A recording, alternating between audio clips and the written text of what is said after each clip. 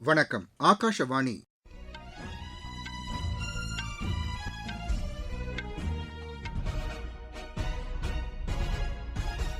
செய்திகள் வாசிப்பவர் ரெங்கநாதன். தலைப்புச் செய்திகள். இந்திய பொருளாதாரம் கடந்த சில ஆண்டுகளாக உத்வேகம் அளிக்கும் வகையில் இருப்பதாக குடியரசுத் தலைவர் திருமதி திரௌபதி முர்மு தெரிவித்துள்ளார். பிரதமர் திரு நரேந்திர மோடியும் ஆஸ்திரிய பிரதமர் டாக்டர் கிறிஸ்டியன் ஸ்டாக்கரும் புதுதில்லியில் இன்று இருதரப்பு பேச்சு நடத்துகின்றனர். மக்கள் தொகை கணக்கெடுப்பின் ஒரு பகுதியாக வீடுகள் குறித்து நேரடியாக தகவல்களை சேகரிக்கும் முதற்கட்ட பணி கர்நாடகா, சிக்கிம் உள்ளிட்ட மாநிலங்களில் இன்று தொடங்குகிறது. மேற்காசியாவில் சண்டை நிறுத்தத்தை நீட்டிக்க கோரவில்லை என்றும் ஈரானுடனான தூதரக ரீதியிலான பேச்சுகள் தொடர்ந்து நடைபெறுவதாகவும் அமெரிக்கா தெரிவித்துள்ளது. ஐபிஎல் கிரிக்கெட் போட்டியில் பெங்களூரு அணி 5 விக்கெட் வித்தியாசத்தில் லக்னோ அணியை வென்றது. இனி விரிவான செய்திகள்.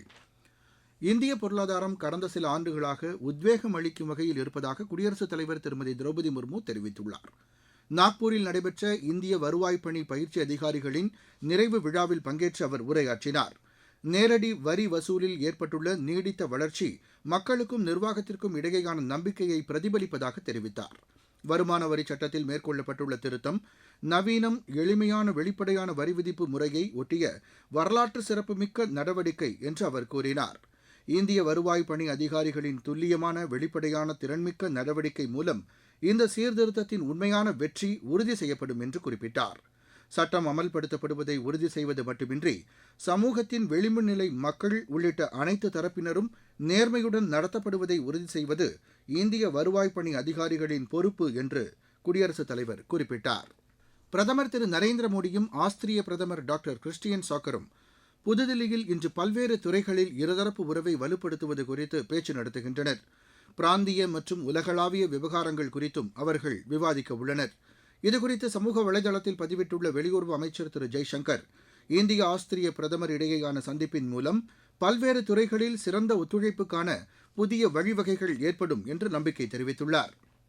மக்கள் தொகை கணக்கெடுப்பின் ஒரு பகுதியாக வீடுகள் குறித்து நேரடியாக தகவல்களை சேகரிக்கும் முதற்கட்ட பணி இன்று தொடங்குகிறது. இதுகுறித்து உள்துறை அமைச்சகம் வெளியிட்டுள்ள அறிக்கையில், கர்நாடகா, மிசோரம், ஒடிசா, சிக்கிம், கோவா மற்றும் அந்தமான் நிக்கோபார் மற்றும் தில்லி கண்டோன்மெண்ட் பகுதியில் இந்த கணக்கெடுக்கும் பணி தொடங்குவதாக கூறியுள்ளது. இதற்காக கணக்கெடுப்பாளர்கள் வீடு வீடாக சென்று தரவுகளை சேகரிப்பார்கள் என்றும் இப்பணி அடுத்த மாதம் 15ஆம் தேதி வரை 1 மாத காலத்திற்கு நடைபெறும் என்றும் தெரிவித்துள்ளது.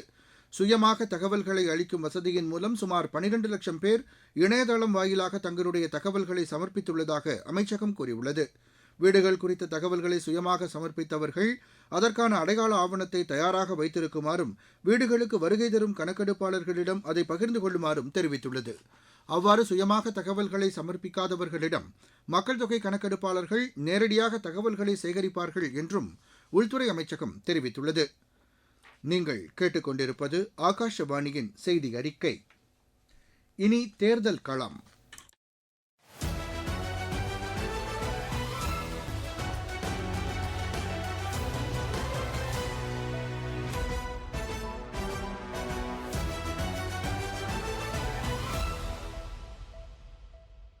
தமிழக சட்டப்பேரவைத் தேர்தலையொட்டி தொகுதி வாரியாக எமது செய்தியாளர் வழங்கும் இந்த தொகுப்பில் இன்று இடம்பெறுகிறது புதுக்கோட்டை மாவட்டத்திற்குட்பட்ட தொகுதிகள். புதுக்கோட்டை மாவட்டத்தில் கந்தவர்கோட்டை, விராலிமலை, புதுக்கோட்டை, திருமயம், ஆலங்குடி, அறந்தாங்கி என 6 சட்டமன்ற தொகுதிகள் உள்ளன. புதுக்கோட்டை மாவட்டத்தில் 6,46,171 ஆண் வாக்காளர்களும் 6,63,626 பெண் வாக்காளர்களும் 3ஆம் பாலினத்தவர்கள் 63 பேரும் என மொத்தம் 13,09,864 வாக்காளர்கள் உள்ளன.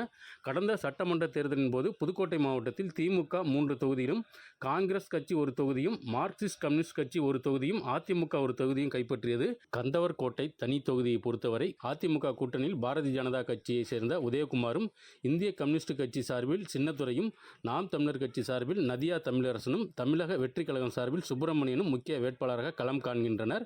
கந்தவர்கோட்டை தனி தொகுதியை பொறுத்தவரை உப்பு தண்ணீரால் பலருக்கு சிறுநீரக பிரச்சனை ஏற்பட்டு வரக்கூடிய நிலையில் தண்ணீர் பிரச்சனைக்கு நிரந்தர தீர்வு ஏற்படுத்த வேண்டும், தொழிற்சாலைகள் உருவாக்கி வேலை வாய்ப்பை பெருக்க வேண்டும், சாலை வசதி, சுத்தமான குடிநீர் உள்ளிட்ட கோரிக்கைகள் உள்ளன. விராலிமலை தொகுதியில் அதிமுக சார்பில் விஜயபாஸ்கரும், திமுக சார்பில் செல்லப்பாண்டியனும், நாம் தமிழர் கட்சி சார்பில் சத்யா லட்சுமியும், தமிழக வெற்றிக் கழகம் சார்பில் முருகேசனும் முக்கிய வேட்பாளராக களம் காண்கின்றனர். விராலிமலை சட்டமன்ற தொகுதியை பொறுத்தவரை விராலிமலையில் தீயணைப்பு நிலையம் அமைத்து தர வேண்டும், அரசு கலை மற்றும் அறிவியல் கல்லூரி அமைத்து தர வேண்டும், கிராமப்புற சாலைகள் மேம்படுத்த வேண்டும், 24 மணி நேரமும் குடிநீர் வசதி, பேருந்து வசதி உள்ளிட்ட கோரிக்கைகள் உள்ளன. புதுக்கோட்டை தொகுதியில் திமுக சார்பில் முத்துராஜாவும், பாரதிய ஜனதா கட்சி சார்பில் ராமச்சந்திரனும், நாம் தமிழர் கட்சி சார்பில் எழிலரசி விஜயேந்திரனும், தமிழக வெற்றிக் கழகம் சார்பில் KM ஷரீஃபும் வேட்பாளராக போட்டியிடுகின்றனர். புதுக்கோட்டை சட்டமன்ற தொகுதியை பொறுத்தவரை திருவப்பூர், கருவேப்பிள்ளையான் கேட் ஆகிய பகுதியில் 2 ரயில்வே மேம்பாலங்கள் நீண்ட நாள் கோரிக்கையாக உள்ளது. முந்திரி அதிகம் விளையும் பகுதியாக இருப்பதால் ஆதனக்கோட்டை பகுதியில் முந்திரி தொழிற்சாலை அமைத்து தர வேண்டும், தைல மரத்தை அப்புறப்படுத்த வேண்டும் உள்ளிட்ட கோரிக்கைகள் சமூக ஆர்வலர்கள் முன்வைக்கின்றனர். திருமயம் தொகுதியில் திமுக சார்பில் ரகுபதியும், அதிமுக சார்பில் வைரமுத்தும், நாம் தமிழர் கட்சி சார்பில் லட்சுமி சீனிவாசனும், தமிழக வெற்றிக் கழகம் சார்பில் சிந்தாமணியும் முக்கிய வேட்பாளராக களம் காண்கின்றனர். திருமயம் சட்டமன்ற தொகுதியில் தொழிற்சாலைகளை கொண்டு வந்து இளைஞர்களின் வேலைவாய்ப்பை உறுதி செய்ய வேண்டும், திருமயம் பேருந்து நிலையம் விரிவாக்கம் செய்ய வேண்டும் கோரிக்கைகளை அப்பகுதி மக்கள் முன்வைக்கின்றனர்.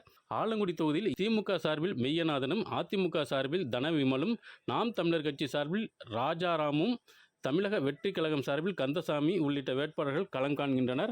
ஆலங்குடி தொகுதியில் வாசனை திரவிய தொழிற்சாலை நீண்ட நாள் கோரிக்கையாக உள்ளது. மேலும் பேருந்து வசதி, சாலை வசதி, 24 மணி நேரம் குடிநீர் வசதி உள்ளிட்ட கோரிக்கைகள் உள்ளன.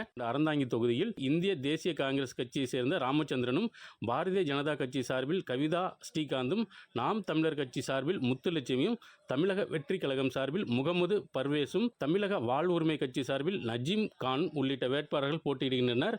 அறந்தாங்கி தொகுதியில் மீனவர் நலம் சார்ந்த கோரிக்கைகளை நிறைவேற்ற வேண்டும், சிப்கோ தொழிற்சாலையை உருவாக்கி வேலைவாய்ப்பை உருவாக்க வேண்டும். ஏனென்றால் பல இளைஞர்கள் வேலை தேடி வெளிநாடுகளில் இருப்பதால் இனி வரக்கூடிய காலங்களில் அந்த பகுதியிலேயே வேலைவாய்ப்பை ஏற்படுத்தி கொடுக்க வேண்டும் உள்ளிட்ட கோரிக்கைகளை அப்பகுதி மக்கள் வைக்கின்றனர்.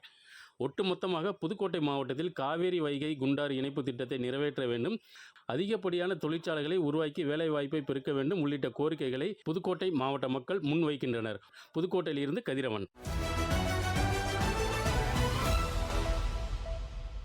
உத்தரப்பிரதேச மாநிலம் பிரயாக்ராஜில் நேற்றிரவு ரயில் மோதியதில் 5 பேர் உயிரிழந்தனர். கர்ச்சனா பகுதியில் பச்தியோரா என்ற இடத்தில் இந்த சம்பவம் நிகழ்ந்ததாகவும், உயிரிழந்தவர்களை அடையாளம் காணும் பணி நடைபெற்று வருவதாகவும் காவல்துறையினர் தெரிவித்தனர். இந்தியா உஸ்பெகிஸ்தான் ராணுவ கூட்டு பயிற்சி உஸ்பெகிஸ்தானில் நேற்று தொடங்கியது. கடல் மார்க்கத்தில் சட்டவிரோதமாக செயல்படுவோரை ஒழிப்பதை இலக்காக கொண்டு சிறப்பு கவனம் செலுத்தி கூட்டு பயிற்சி நடைபெறுகிறது. இந்த பயிற்சி இம்மாதம் 25ஆம் தேதி வரை நடைபெறும் என்று தெரிவிக்கப்பட்டுள்ளது. மேற்காசியாவில் சண்டை நிறுத்தத்தை நீட்டிக்க கோரவில்லை என்றும், ஈரானுடனான தூதரக ரீதியிலான பேச்சுக்கள் தொடர்ந்து நடைபெறுவதாகவும் அமெரிக்கா தெரிவித்துள்ளது. இதுகுறித்து தெரிவித்துள்ள வெள்ளை மாளிகை செய்தித் தொடர்பாளர் கரோலின் லெவிட், அமெரிக்கா ஈரான் இடையேயான பேச்சுக்கள் ஆக்கப்பூர்வமான முறையில் நடைபெற்று வருவதாக கூறியுள்ளார். இரு நாடுகளுக்கிடையே ஒப்பந்தம் ஏற்படுவதற்கான வாய்ப்புகள் இருப்பதாக அமெரிக்கா நம்புவதாக அவர் தெரிவித்தார். அத்துடன் அமெரிக்க குழு இஸ்லாமாபாத்திற்கு திரும்பக்கூடும் என்றும் அவர் கூறியுள்ளார். இதற்கிடையே அமெரிக்கா ஈரான் அமைதி பேச்சுக்களை மீண்டும் தொடங்கும் முயற்சியாக பாகிஸ்தான் ராணுவ தளபதி அசிம் முனீர் தெஹ்ரான் சென்றுள்ளதாக தகவல்கள் தெரிவிக்கின்றன. ஐபிஎல் கிரிக்கெட் போட்டியில் பெங்களூரு அணி 5 விக்கெட் வித்தியாசத்தில் லக்னோ அணியை வென்றது. பெங்களூருவில் நடைபெற்ற இப்போட்டியில் முதலில் பேட் செய்த லக்னோ நிர்ணயிக்கப்பட்ட 20 ஓவரில் 146 ரன் எடுத்து ஆட்டமிழந்தது. பின்னர் களமிறங்கிய பெங்களூரு 15.1 ஓவரில் 5 விக்கெட் இழப்பிற்கு 149 ரன் எடுத்து வெற்றி பெற்றது. மும்பையில் இன்று நடைபெறவுள்ள ஆட்டத்தில் மும்பை அணி பஞ்சாபை எதிர்கொள்கிறது. கேண்டிடேட்ஸ் செஸ் சாம்பியன் போட்டியின் மகளிர் பிரிவில் இந்தியாவின் வைஷாலி பட்டம் வென்றார். சைப்ரஸில் நடைபெற்ற இப்போட்டியில் அவர் இறுதிச் சுற்றில் ரஷ்யாவின் காட்ரினா லாக்னோவை வென்றார். 14 சுற்றுகள் முடிவில் அவர் 8.5 புள்ளிகள் பெற்று இப்பட்டத்தை கைப்பற்றினார். இந்த வெற்றியின் மூலம் இந்த ஆண்டு இறுதியில் நடைபெறவுள்ள உலக செஸ் சாம்பியன் போட்டியில் சீனாவின் ஜூவின் ஜென்னை எதிர்கொள்கிறார். சர்வதேச மகளிர் கால்பந்து போட்டியில் இந்தியா 3ஆம் இடத்தை பெற்றது. கென்யாவின் நைரோபியில் நடைபெற்ற இப்போட்டியில் 3ஆம் இடத்திற்கான ஆட்டத்தில் இந்திய மகளிர் அணி 3-2 என்ற கோல் கணக்கில் மலாவியை வென்றது.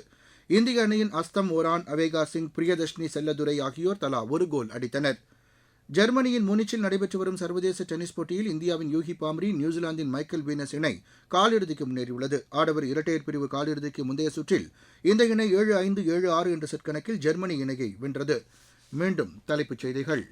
இந்திய பொருளாதாரம் கடந்த சில ஆண்டுகளாக உத்வேகம் அளிக்கும் வகையில் இருப்பதாக குடியரசுத் தலைவர் திருமதி திரௌபதி முர்மு தெரிவித்துள்ளார்.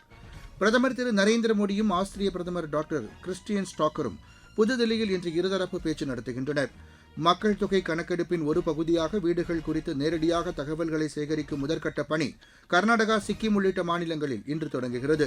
மேற்காசியாவில் சண்டை நிறுத்தத்தை நீட்டிக்க கோரவில்லை என்றும் ஈரானுடனான தூதரக ரீதியிலான பேச்சுகள் தொடர்ந்து நடைபெறுவதாகவும் அமெரிக்கா தெரிவித்துள்ளது. ஐபிஎல் கிரிக்கெட் போட்டியில் பெங்களூரு அணி 5 விக்கெட் வித்தியாசத்தில் லக்னோ அணியை வென்றது. இத்துடன் இந்த செய்தி அறிக்கை நிறைவடைந்தது.